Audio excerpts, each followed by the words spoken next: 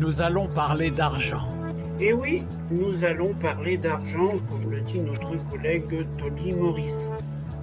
Alors je reviens sur la question, je vais y revenir sous un angle différent, celui du matérialiste, puisque certaines vidéos très bien montrées, très claires, ont déjà expliqué la dérive de la société Watchtower pour engloutir les sommes monstrueuses d'argent, pour payer des victimes de pédophilie. On a aussi parlé assez souvent de leurs finances très opaques. Vous le savez, si vous avez été chez les témoins de Jéhovah, qu'une congrégation tient un rapport des comptes, vous l'avez chaque mois, que la circonscription, lorsque vous allez à l'Assemblée, a aussi des comptes. Mais avez-vous déjà entendu parler des comptes de la filiale, des comptes de la société Watchtower, de l'entité mondiale qui la dirige? Probablement pas. On en entend juste quelques bribes qui étaient régulièrement jetées en pâture dans l'annuaire chaque année. Alors aujourd'hui, et je vais répondre à un commentaire qu'il y a eu sur une de mes vidéos passées, il faut savoir que je ne fais pas des vidéos par plaisir, j'essaye de faire des vidéos qui me permettent d'aider certaines personnes qui font des études de la Bible. Et j'ai eu déjà des réponses qui m'ont été données, comme quoi, après avoir vu mes vidéos, certaines personnes ont arrêté leurs études. Donc je suis obligé, pour des personnes qui ont une connaissance de la Bible, de me placer parfois sur des terrains bibliques, comme si j'étais une personne croyante qui défend la Bible. Mes croyances à moi, c'est autre chose, les croyances de Ludivine, c'est autre chose. Je fais de la vidéo qui sert pour des personnes, donc je ne fais pas de la promotion pour des croyances, ça c'est tout à fait autre chose. Mais j'y reviendrai ultérieurement pour en parler plus précisément. Alors vous savez, la Watchtower met en garde contre le matérialisme. Alors si on prend la définition du Larousse, le matérialisme, eh bien il y a deux choses. Le matérialisme est une manière de vivre, un état d'esprit orienté vers la recherche des satisfactions matérielles de plaisir. C'est un idéalisme. Alors évidemment, ce genre de choses, eh bien c'est tout à fait ce qui est dans la société aujourd'hui. Mais dans cette vidéo en deux parties, je vais parler du matérialisme de la Watchtower. Oui, je vais parler du matérialisme de la Watchtower et je vais le démontrer. Et dans une deuxième vidéo que je ferai plus tard, je parlerai du matérialisme dans les adeptes, dans les congrégations et aussi des passe-droits que j'ai eu l'occasion de voir, surtout sur la période où j'étais à la fin, je suis sorti de la Watchtower et ça m'avait beaucoup choqué parce que je m'étais rendu compte qu'il y avait des emplois autorisés ou des emplois interdits ou des études autorisées, même des hautes études, s'ils servaient les projets immobiliers de la Watchtower. Quant à Ludivine, elle va vous parler plus de l'aspect psychologique des choses. Bonjour frère, bonjour sœur. On dit que la religion possède enfin ce grand art qui consiste à faire semblant d'avoir des propos rassurants tout en assuyant le doute et l'angoisse. N'a-t-on pas prétendu que ces fondements doctrinaux sont l'art de se faire du fric avec l'angoisse des adeptes? Cette angoisse devant la maladie, la vieillesse et la mort est incommensurable, la bêtise et la crédulité aussi. Chers témoins de Jéhovah, arrêtez de faire de la Watchtower votre doudou. La Watchtower, ce n'est pas un doudou, c'est une arnaque de première. Elle vous endort, vous hypnose. Vous êtes sous une emprise maléfique, endoctrinale, pour vider votre compte en banque, vos biens, vos héritages. Donc c'est ça. Alors, vous allez voir, je vais me servir dans cette vidéo de pas mal d'extraits de sujets que j'ai piochés dans JW.org. Et je vais essayer de cerner les objectifs, les projets fous de Watchtower et ses répercussions sur les adeptes. Alors, il faut déjà dire que dans mes recherches, je m'étais aperçu que Watchtower est assez dur quand elle parle de l'argent des autres religions. Dans ce Réveillez-vous de 1977, Watchtower dit ceci. Au début de l'année, un hebdomadaire italien a révélé que l'Église catholique, le Saint-Siège, les congrégations religieuses et d'innombrables associations ecclésiastiques possèdent le quart des biens immobiliers de la ville de Rome. Le périodique a publié sur cette page la liste complète des terrains, des immeubles et des palais appartenant à l'Église.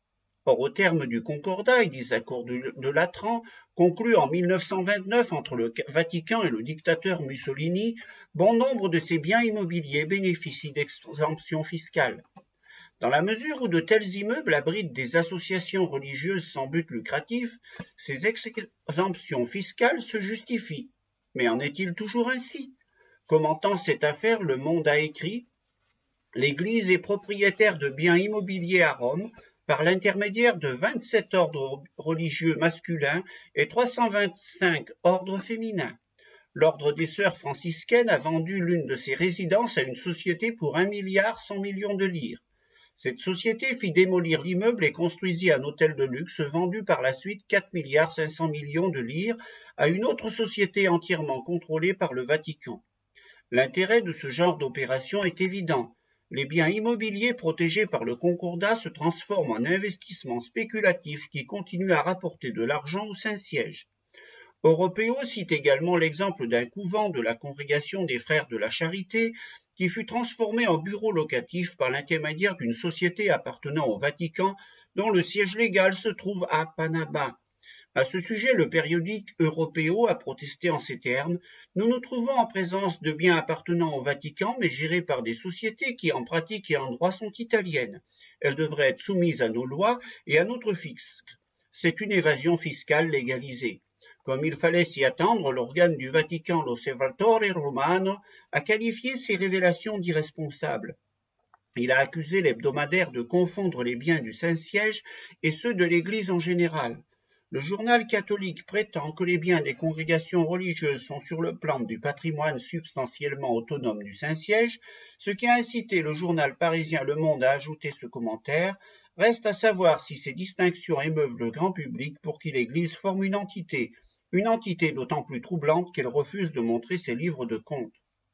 Tiens donc, cet article écrit en 77, vous allez voir que quand nous allons faire cette vidéo, on pourrait dire qu'il s'applique aujourd'hui pratiquement mot pour mot à ce que fait Watchtower avec ses biens immobiliers. Et la dernière phrase, une entité d'autant plus troublante qu'elle refuse de montrer ses livres de comptes, s'applique à Watchtower depuis des années. Alors, est-ce que Watchtower fait vraiment mieux? Eh bien, on va être peut-être rassuré en écoutant notre cher Tony Morris. Alors, c'est vrai que nous ne réclamons jamais d'argent, mais ça ne veut pas dire qu'on ne peut pas en parler dans l'organisation de Jéhovah, sa partie terrestre.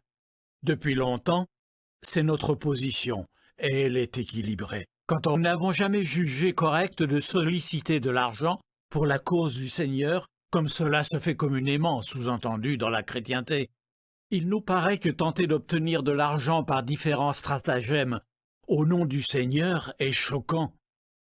Notre organisation n'est pas comme ça. Par contre, dans la chrétienté, ce sont des spécialistes pour réclamer de l'argent. Alors vous avez entendu et vous avez vu, Tony Morris dit qu'il ne réclame pas d'argent. Selon lui, la Watchtower ne réclamerait pas d'argent. Pourtant, vous allez voir un peu plus tard, ils font que d'en réclamer. Mais qu'est-ce qu'il veut dire? En fait, il joue sur les mots. Car quand vous écoutez son raisonnement, juste un peu après, il vous parle de la chrétienté qui est spécialiste pour réclamer de l'argent. Qu'est-ce qu'il veut dire par là? Eh bien, il veut dire qu'il n'y aurait pas de dîme chez les témoins de Jéhovah.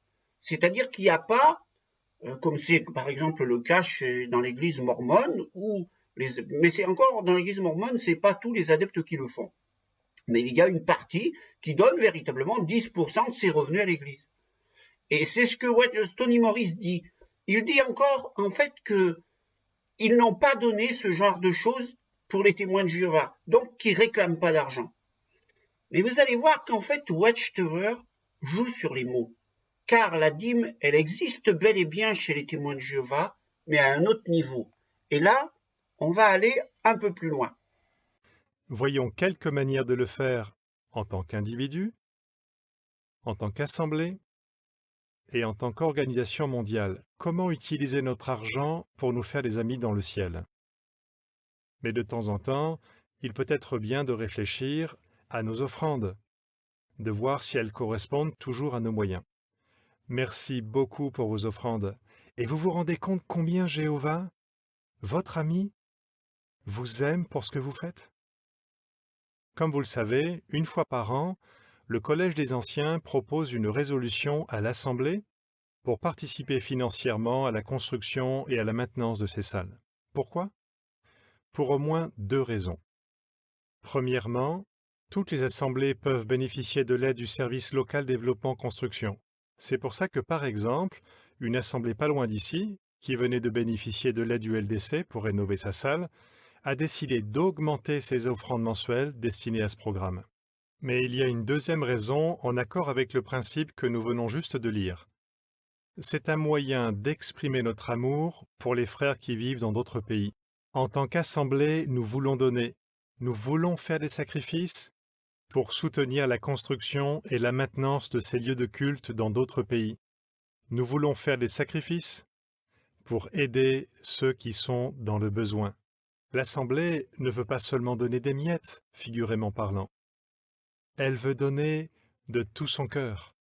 Tous les frères et sœurs qui bénéficient de cet état d'esprit généreux disent merci.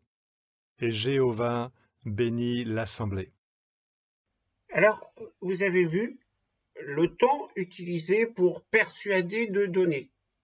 Mais réfléchissez, chaque année, la congrégation fait voter par la congrégation, mais qui va dire non à une résolution présentée chez les témoins de Jéhovah, pour une somme qui va être envoyée pour construire des salles du royaume et rénover les salles d'assemblée, etc. Est-ce que c'est pas une dîme déguisée? Puisque chaque mois, la congrégation est taxée d'un certain montant, et maintenant, il serait défini par le Bethel et donné aux anciens sur la base de temps par proclamateur. Eh bien, en fait, quand Tony Morris disait qu'il ne réclame pas d'argent, il a simplement monté d'un cran. C'est-à-dire qu'il ne le réclame pas aux adeptes, mais il le réclame à l'Assemblée. Mais qui finance l'Assemblée? Ce sont les adeptes qui ensuite sont obligés de faire des dons suffisants pour que l'Assemblée, c'est-à-dire la congrégation, moi je n'avais pas l'habitude de parler de l'Assemblée, eh bien, elle donne en fait la dîme. Donc, quand Tony Morris dit on ne réclame pas d'argent, ben en fait il en réclame, il est simplement passé un cran plus haut, il le fait non pas au niveau de l'adepte, il le fait au niveau de l'Assemblée, c'est-à-dire de la congrégation. Tu voulais ajouter quelque chose? Oui, justement, c'est une manipulation. Quelle sorte de pouvoir exercent ces grosses têtes de linotte dans cette organisation? La force, le pouvoir de la persuasion dans un discours inventé par un gros mensonge, d'autant plus pénible qu'il ne correspond pas à la vérité. Ce pouvoir de persuasion qui laisse les adeptes tomber à genoux devant ces gourous, ces charlatans. Dans cette société cultuelle, dans ce système sectaire, tout adepte qui s'engage est instrumentalisé, conditionné, endoctriné, manipulé sous l'influence de la persuasion mentale. L'adepte n'existe plus. Sa conscience est erronée, son esprit est hors de lui-même. C'est la procédure en cours de l'automatisme. C'est-à-dire que l'adepte de base devient un objet, une chose chosifiée, jugée, méprisée, abusée par ces manipulateurs narcissiques qui exigent des millions de dollars pour rembourser toutes leurs histoires de pédophilie. Ils sont acculés dans des dettes judiciaires jusqu'au cou. C'est pourquoi ils revendent les salles du royaume. Je redonne la parole à Dominique. Voilà. Alors, Ludivine vous parle de millions de dollars qui sont donc donnés pour des affaires de pédophilie. Mais puisque Ludivine nous en a parlé, moi je ne vais pas m'attacher à ça, je vais m'attacher aux finances, de ce que la Watchtower nous dit sur les finances qu'elle utilise. Alors il y a quand même quelques bribes qui sont balancées, ça nous permet d'avoir une idée de ce que Watchtower brasse comme argent. Alors, ce sera peut-être les extraits les plus longs que je vais vous passer, donc soyez indulgents parce que il faut quand même que je vous les passe pour que vous puissiez, qu'on ait une idée de ce que Watchtower a comme argent. Nous ne vendons pas nos Bibles ni nos publications. Nous ne faisons pas payer de droits d'entrée pour nos réunions et pour nous assembler. Et nous n'organisons pas d'événements pour récolter des fonds. Mais par contre, nous voyons que par exemple, en 2018, l'organisation a dépensé 215 millions d'euros pour subvenir aux besoins des responsables itinérants, des missionnaires et des pionniers spéciaux. Pensons également au fait que, la même année, 20 331 béthélites ont servi dans les différentes filiales. Et nous avons tous reçu notre modeste pécule. Et nous avons tous eu de quoi manger. Nous comprenons aussi que les Béthels doivent être entretenus. Et c'est ce qui est fait. N'oublions pas non plus le ministère des secours.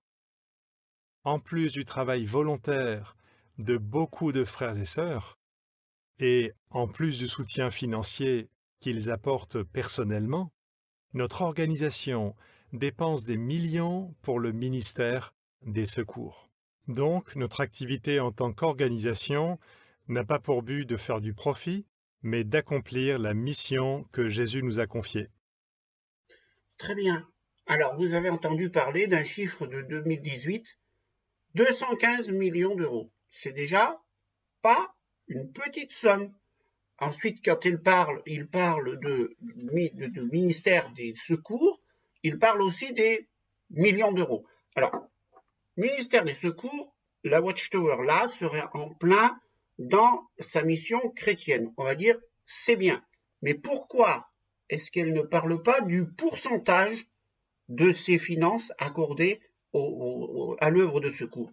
Pourquoi elle n'en parle pas? Pourquoi il n'y a pas, puisqu'elle est fière d'en parler, pourquoi elle ne met pas en exergue cette chose par rapport au reste? Probablement parce que ce n'est qu'une petite partie de ce qu'elle fait. En tout cas, la Watchtower a besoin d'argent et de beaucoup de millions de dollars. Et là, on va écouter un autre sujet qui date déjà, il date de 2015, et ce sera probablement le plus long, alors pardonnez-moi, mais on va y apprendre des choses. Une autre idée fausse qui nous a été rapportée, la vente de nos biens à New York signifie que nous avons besoin de moins d'offrandes. Néanmoins, pour remettre les choses dans leur contexte, il faut comprendre que la vente de notre plus grand bâtiment à New York ne permet d'assurer notre activité mondiale que pendant quelques semaines. Et nous parlons de notre plus grand bâtiment vendu. En réalité, la vente de ces bâtiments permet seulement de couvrir les dépenses liées à la construction du siège mondial à Warwick et à l'achat d'autres propriétés en vue de faciliter notre prochain départ de Brooklyn. Mais en plus de cela, comme nous l'avons déjà dit, nous prévoyons d'intensifier le rythme des constructions de salles du royaume et d'antennes de traduction dans les années à venir. C'est notre souhait et la volonté de Jéhovah de maintenir autant que possible un rythme soutenu pour ces projets, plutôt que de revenir en arrière à cause d'un manque d'argent.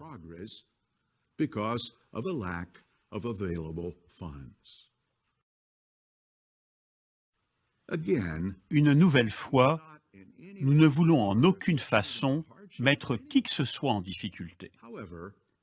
Cependant, nous avons pensé que si vous connaissiez précisément les besoins, vous appliqueriez Proverbe 3, verset 27. Dans ce texte, nous sommes encouragés à ne pas refuser le bien. Mais ensuite, le texte ajoute « chaque fois qu'il est au pouvoir de ta main de le faire ». Et nous pourrions dire que c'est vrai, même pour les proclamateurs des pays moins favorisés. C'est encourageant de constater que même dans ces pays aux ressources limitées, les plus pauvres soutiennent la construction et l'entretien de leur salle du royaume. Nous faisons tous partie du peuple uni de Dieu. Peu importe si nous avons peu matériellement. Si nous le voulons, il y a toujours quelque chose que nous pouvons donner.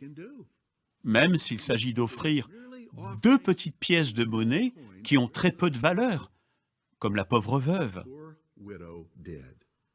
Et quand on y pense, de petites offrandes qui s'ajoutent les unes aux autres finissent par donner une grande quantité d'argent qui peut être utilisée très efficacement par l'organisation de Jéhovah. Reprenons, s'il vous plaît, Exode chapitre 35. Comme nous l'avons déjà dit, Jéhovah n'était pas gêné d'expliquer à son peuple qu'il fallait de l'argent pour soutenir le vrai culte. Et une fois que ces besoins financiers étaient précisés, quelle a été la première réaction du peuple? Lisons Exode 35, le verset 21 et la première partie du verset 22. Puis ils vinrent, tous ceux dont le cœur les y poussait, et ils apportèrent, tous ceux dont l'esprit les y incitait, la contribution de Jéhovah pour le travail de la tente de réunion, et pour tout son service, ainsi que pour les vêtements sacrés. Et ils venaient, les hommes avec les femmes, tous ceux qui avaient un cœur bien disposé. Et finalement, que s'est-il passé? Prenons Exode chapitre 36, verset 7, et voyons si Jéhovah a dû revoir ses projets à la baisse à cause d'un manque d'argent. Verset 7. Les matériaux étaient suffisants pour tout le travail à faire, et même plus que suffisants. Quand le cœur des serviteurs de Jéhovah est bien disposé, de merveilleuses choses se produisent. Le Collège central veut que vous soyez conscients des besoins financiers sur le plan mondial. Et nous sommes convaincus qu'en connaissant ces informations, vos cœurs pleins de gratitude vous pousseront à faire ce que vous pouvez pour soutenir les projets en cours. Nous pouvons honorer Jéhovah de nos choses de valeur, notamment en soutenant financièrement le vrai culte. Vous avez vu, on parle encore de millions de dollars.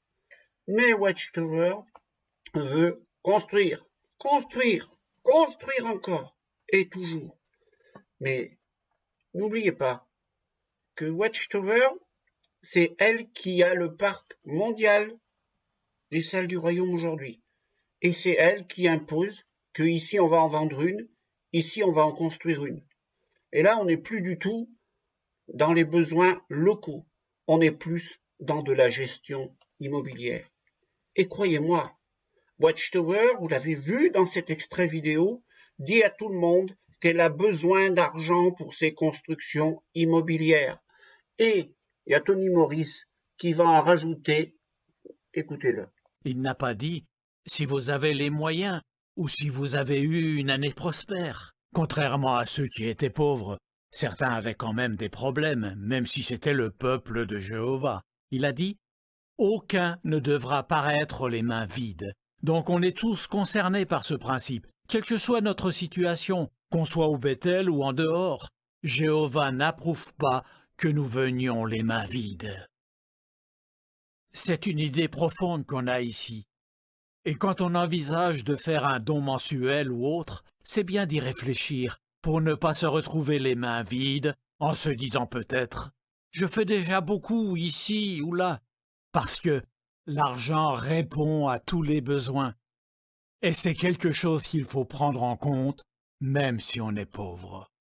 Eh bien voilà, même si on est pauvre, eh bien on doit se débrouiller.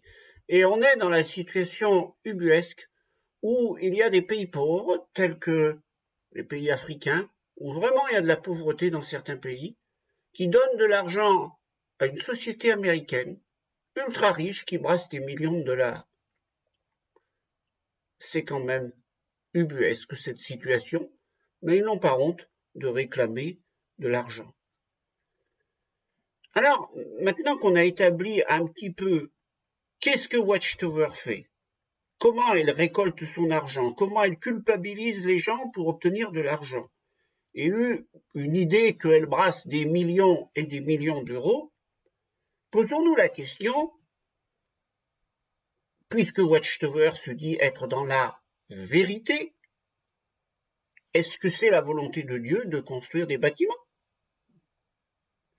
Alors, si on se place sur le point de vue religieux, Jésus a laissé une mission à ses disciples, c'était de faire d'autres disciples. Matthieu chapitre 28, versets 19 et 20. D'ailleurs, vous avez pu noter que après la mort de Jésus, l'apôtre Paul a par exemple pris le bateau pour aller porter la bonne nouvelle dans l'Asie mineure, etc. Bon. Est-ce que, à ce moment-là, l'apôtre Paul s'est dit « Ah ben oui, mais on prend le bateau, donc nous chrétiens, nous avons besoin de bateaux, faut donc que je construise une compagnie maritime pour pouvoir me déplacer plus facilement, et donc on va demander des dons aux congrégations de Grèce, d'Asie mineure, pour construire des bateaux et pour pouvoir les acheter et pour pouvoir se déplacer comme on veut.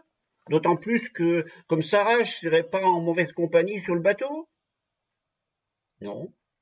Alors, quand Watchtower, vous l'avez vu dans la vidéo, se sert d'idées pour construire, elle va les chercher dans l'Ancien Testament, elle va les chercher au temps de Moïse, pour construire le travail de la tente de réunion, c'est-à-dire à l'âge de bronze. Watchtower a besoin d'exemples de ces années-là, pour vous dire aujourd'hui j'ai besoin de construire. Mais qu'est-ce que Jésus a dit, puisqu'on revient à lui, sur les bâtiments? Bien, Ludivine va vous lire le passage de Matthieu chapitre 24, versets 1 et 2. Jésus sortit du temple, et comme il s'éloignait, ses disciples rejoignirent pour lui faire remarquer les constructions du temple. Mais il leur répondit, « Vous voyez tout cela, n'est-ce pas? En vérité, je vous le dis, il ne restera pas ici pierre sur pierre, tout sera détruit. » Merci Ludivine. Et on va lire juste après Jean chapitre 4, versets 20 à 25. Mais vous notez déjà que dans l'évangile de Matthieu, lorsque les disciples, justement, veulent montrer les bâtiments, c'est-à-dire de l'immobilier, du temple, le temple de Dieu, et qu'est-ce que Jésus leur dit concernant ce bâtiment? Il ne restera pas ici pierre sur pierre qui ne soit renversé. Tout cela n'a plus de valeur, n'a plus d'importance. Pourquoi? Parce que le christianisme, ça allait être autre chose, pas des bâtiments. D'ailleurs, mon point de vue est corroboré par ce que Jésus a dit à la femme samaritaine dans l'évangile de Jean chapitre 4, versets 20 à 25, s'il te plaît. Père, c'est ça? Oui. Nos pères ont adoré sur cette montagne et vous, vous dites, c'est à Jérusalem qu'on doit adorer. Jésus lui dit, crois-moi, femme, l'heure vient où ce n'est ni sur cette montagne, ni à Jérusalem que vous adorez le Père. Vous adorez ce que vous ne connaissez pas. Nous adorons ce que nous connaissons, car le salut vient des Juifs. Merci, Divine. Vous avez vu la question de la femme samaritaine? Est-ce que je dois adorer à Jérusalem? Est-ce que je dois adorer sur cette montagne? Parce que les Samaritains adoraient au mont Gérizim. Mais Jésus lui dit, ni au mont Gérizim, ni à Jérusalem. C'est fini, il n'y a plus de lieu, il n'y a plus de bâtiments. Alors, s'il n'y avait plus de bâtiments au 1er siècle, comment ça se fait que la Watchtower cherche de nouveau à en construire? Pour faire quoi? Parce qu'il y a un lieu saint place Saint-Pierre, parce qu'il y a un lieu saint à la Mecque, la Watchtower veut avoir son lieu saint à Warwick. Mais ça n'a pas de sens tout ça. Au contraire, et c'est ce que je commence à vous montrer, c'est que c'est du matérialisme, c'est pour paraître devant les autres, pour avoir l'allure d'une religion même qui est égale à celle des Mormons ou je ne sais pas quoi. C'est ça qui les motive. Parce que, alors, ils vont me répondre, oui, mais avec les bâtiments, on fait des disciples. Ben, là, je vous mets à disposition un graphique qui vous montre justement que la plus forte hausse de disciples, elle a eu lieu dans les années 70, en 74, 75, un petit peu 76. Et on était où à l'époque? Dans de belles salles du royaume construites par la Watchtower? Non. Dans de vieilles salles du royaume, souvent mises devant des garages, avec un tapis de corde au sol, des chaises en bois et un poêle à mazout pour se chauffer dans l'angle. Et oui, c'était comme ça les années 70. Et c'est là où il y a eu le plus fort accroissement. Oui, alors c'était pas dû à la salle du royaume, hein. C'était dû à l'attirance pour 1975, parce que si vous regardez le graphique, vous voyez qu'on a tout reperdu juste après, hein, dans la grande lessive qu'il y a eu en 77-78, je l'ai vécu. Donc je sais de quoi je parle. Pareil, on a à partir des années 80 construit des magnifiques salles d'assemblée. Vous croyez que ça rend témoignage? Moi, si j'en crois la Watchtower, elle nous a expliqué, dans ces années-là, que la vraie sagesse crie dans les rues, elle élève sa voix dans les places. Ceci était vrai au jour des apôtres parce qu'ils prêchaient dans les rues et sur les places publiques. Et c'est également vrai aujourd'hui, vu l'œuvre accomplie par les témoins de Jéhovah. Ils proclament de même la sagesse de Dieu dans les lieux d'affluence, et New York convient parfaitement pour ce genre de prédication. Et ils parlent d'un congrès qui aura lieu à New York. Cet été, pendant les 8 jours de l'Assemblée, les témoins étrangers ne voudront pas manquer l'expérience de proclamer la bonne nouvelle du royaume dans cette grande cité. Par leur prédication intensive, il lui sera rendu le plus grand témoignage qu'elle aura jamais reçu du nom et des desseins de Jéhovah. Bien oui, moi je me rappelle très bien des assemblées tenues en centre-ville. Il y avait un service de presse.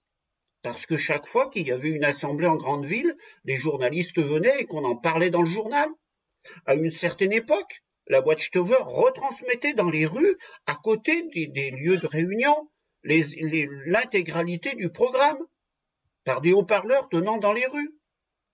Et plus récemment, elle a même fait passer les assemblées sur la bande FM, au début des années 2000. Mais depuis qu'on s'est enfermé dans une salle d'assemblée, le service de presse a disparu. Les gens qui rentraient de l'extérieur, on n'en voit plus. Et Watchtower disait qu'il fallait que la vraie sagesse crie dans les rues. Et elle va s'enfermer dans des salles d'assemblée à elle, où elle est invisible. Personne ne parle jamais d'une assemblée tenue dans une salle d'assemblée. Donc, à quoi servent tous ces bâtiments? À rendre témoignage? Eh bien non. Et puis, Watchtower aussi. Vous savez, elle a mis en garde contre le matérialisme. Elle a écrit ceci. Voilà bien longtemps, le sage roi Salomon a fait observer. Doux est le sommeil de celui qui sert, qu'il mange peu ou beaucoup, mais l'abondance du riche ne le laisse pas dormir. Réparer, nettoyer, entretenir et protéger nos biens prend du temps et coûte de l'argent. Aussi, en cas de perte d'emploi, pourquoi ne pas profiter de la situation pour revoir notre train de vie en faisant la part de nos besoins et de nos envies? Peut-être quelques changements nous permettront de réduire nos inquiétudes. Nous serait-il possible, par exemple, de simplifier notre vie en déménageant pour un logement plus petit ou en nous débarrassant de biens superflus? Ça, c'est ce que Watchtower dit. Mais notez que si réparer, nettoyer, entretenir et protéger nos biens prend du temps et coûte de l'argent, vous avez entendu ce qu'a dit un des orateurs tout à l'heure? Que réparer et entretenir le Bethel, ça prend du temps et coûte de l'argent. Alors si elle vous dit ça à vous, concernant vos biens, comment ça se fait qu'elle ne se l'applique pas à elle-même? D'où est le sommeil de celui qui sert, qu'il mange peu ou beaucoup, mais l'abondance du riche ne le laisse pas dormir? Ah, ça n'a pas l'air de les laisser dormir, les membres du Collège central, il faut sans arrêt qu'ils refassent des sujets pour réclamer de l'argent. Mais ils sont empêtrés dans leurs propres problèmes. Revoir son train de vie en simplifiant nos besoins, la part de nos envies. Mais est-ce que Watchtower ne multiplie pas les envies en allant... est-ce qu'elle a simplifié le fonctionnement de la Watchtower? Non. Elle l'a rendu compliqué comme c'est pas possible. Alors si ça sert pas à avancer, à quoi ça sert? Il parle de faire fructifier l'avoir du maître. D'ailleurs, il parle d'avoir acheté plusieurs propriétés. Mais moi, je pose une question. Lorsqu'ils vont chez le notaire, c'est Jésus-Christ qui signe pour les propriétés? C'est pas Jésus-Christ qui signe pour les propriétés, c'est la Watchtower. Les biens, ils appartiennent à Watchtower, ils appartiennent pas à Jésus-Christ. Mais la Watchtower, malgré tout, elle continue de le faire. Alors, comment ça se fait? Qu'est-ce qu'ils veulent obtenir là? Bien, pour moi, et vous me direz dans vos commentaires si vous êtes d'accord, mais elle veut tout simplement devenir quelque chose. Devenir quelque chose dans ce monde pour montrer qu'on est quelque chose, qu'on existe par rapport aux autres. Et comment elle cherche à exister? Par la grandiosité de ses bâtiments, etc. Et là, eh bien, on tombe, est-ce qu'on ne tombe pas carrément dans le matérialisme? Eh bien, si, absolument. D'ailleurs, vous allez voir, et là, je vais vous passer un extrait vidéo, je vais vous en passer deux. Dans le premier, vous allez voir ce que la Watchtower vous dit concernant la publicité et ses dégâts sur les chrétiens concernant le matérialisme. Écoutez. Alors qu'est-ce que Satan et son monde utilisent d'autre pour modeler nos pensées? La publicité. La publicité, ce n'est souvent rien de plus que de l'air, comme l'air qui passe dans la canne du souffleur de verre. Pensez à quelque chose que vous avez acheté récemment. C'était peut-être un vêtement ou des céréales d'une certaine marque. Est-ce que c'était une décision purement réfléchie? Ou vous êtes-vous laissé influencer par le pouvoir subtil mais puissant de la publicité? Bien entendu, toute publicité n'est pas trompeuse.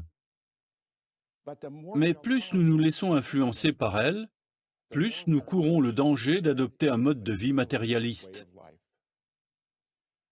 Ce serait le cas par exemple si, au lieu de céréales, il s'agissait d'une superbe voiture de sport.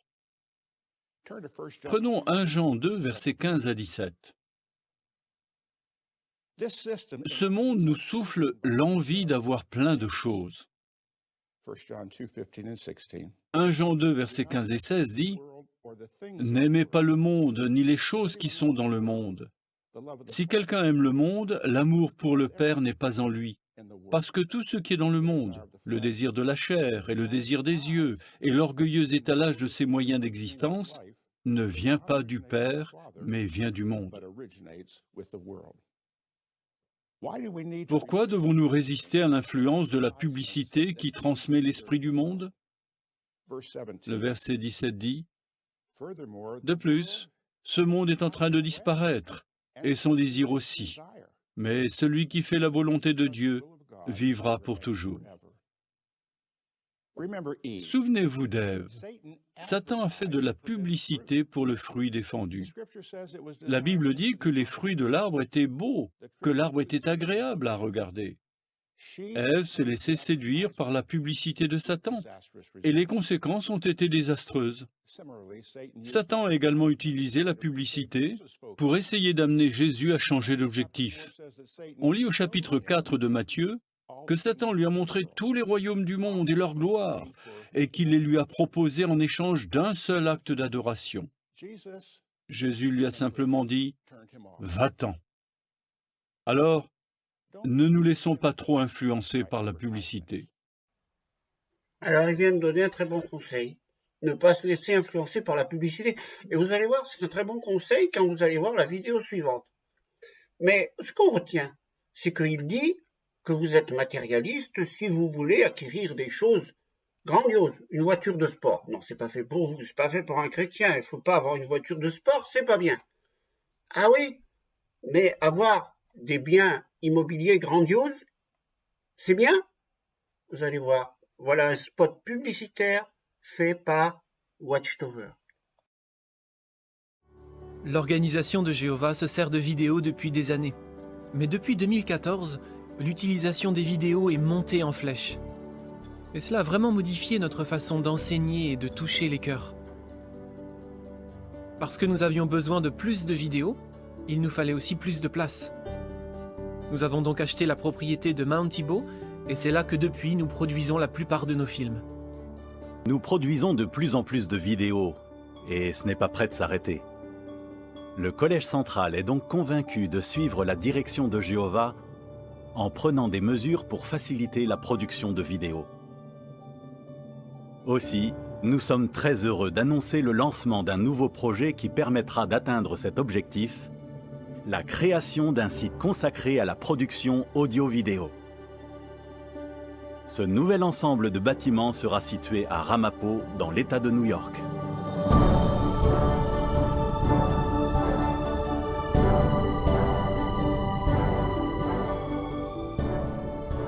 Le Collège central a approuvé ce projet d'extension du siège mondial sur un terrain de 100 hectares acheté en 2009.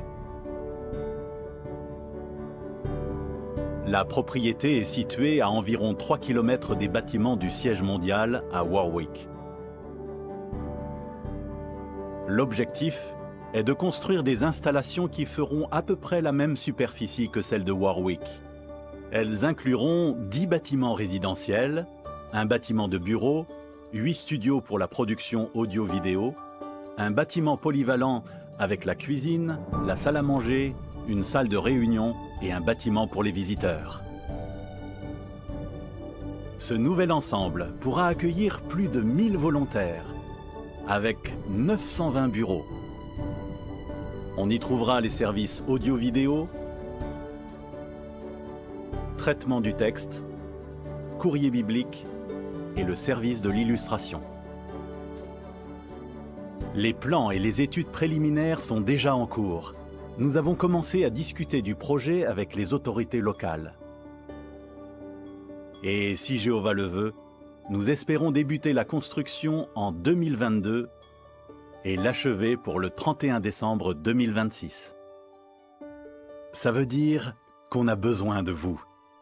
Nous avons besoin de vos prières, de votre soutien, de votre aide, parce que ce projet demandera des milliers de volontaires, jusqu'à 1500 volontaires par jour au plus fort de la construction. Mais nous avons totalement confiance dans le psaume 110, verset 3 qui dit « Ton peuple s'offrira volontairement au jour de tes forces militaires. » Alors, n'hésitez pas. Faites tout ce que vous pouvez pour soutenir ce magnifique projet. Et le Collège central est sûr que ce nouveau site nous permettra de produire encore plus de belles vidéos qui nous aideront à nous approcher de Dieu.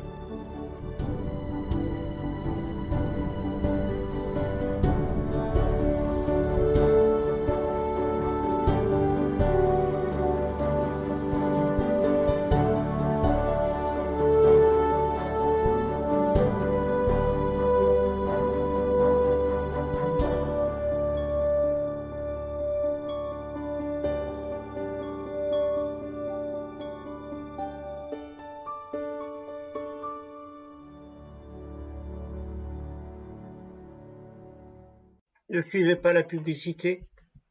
Qu'est-ce que vous venez de voir là?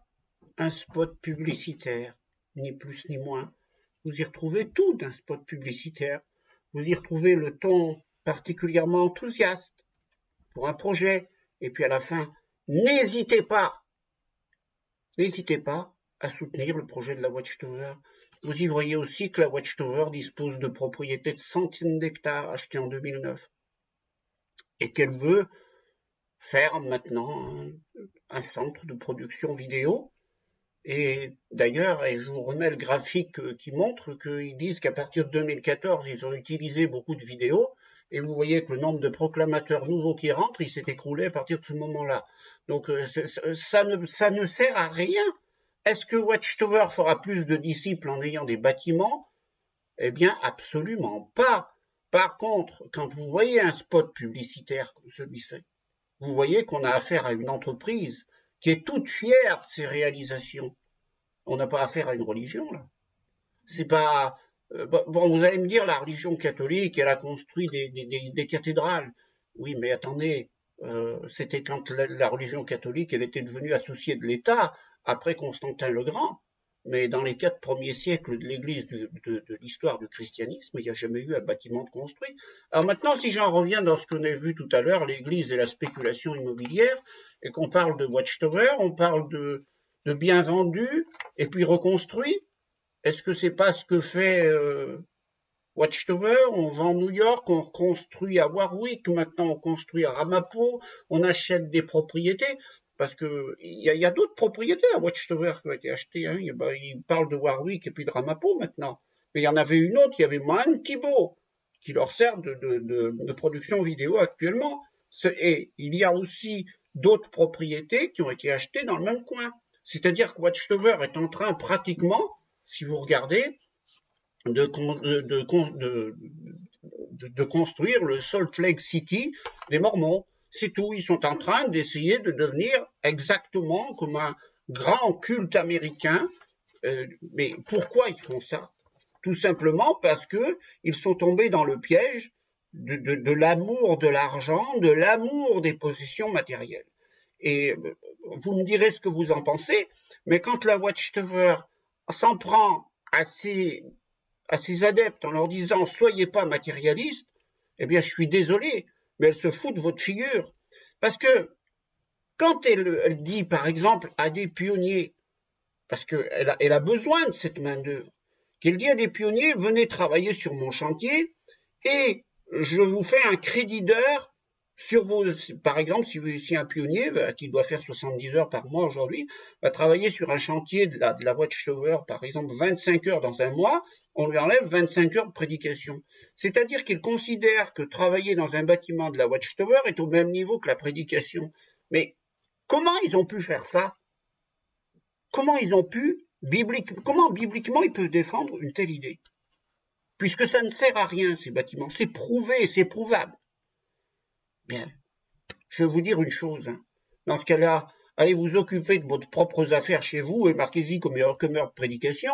Allez tondre votre pelouse et marquez-le comme heure de prédication. Allez faire vos vitres et marquez-les comme heure de prédication. Parce que c'est la même chose. Après tout, ce que vous faites chez vous, ça rend un bon témoignage si vous avez un entourage qui est propre dans votre maison. Donc c'est aussi de la prédication. Pourquoi aller travailler dans les choses de la Watchtower? Ça serait équivalent à de la prédication et pour les vôtres, ça serait rien du tout.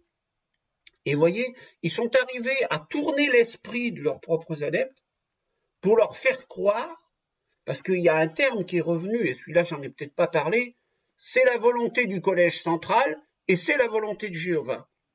Alors, le collège central a décidé et Dieu doit suivre. Mais comment on en arrive à des extrémités pareilles? C'est pas possible, c'est pas admissible. Tu veux ajouter quelque chose à la fin, Ludivine? Parce qu'on arrive à la fin de cette première partie de vidéo. Hein. Oui.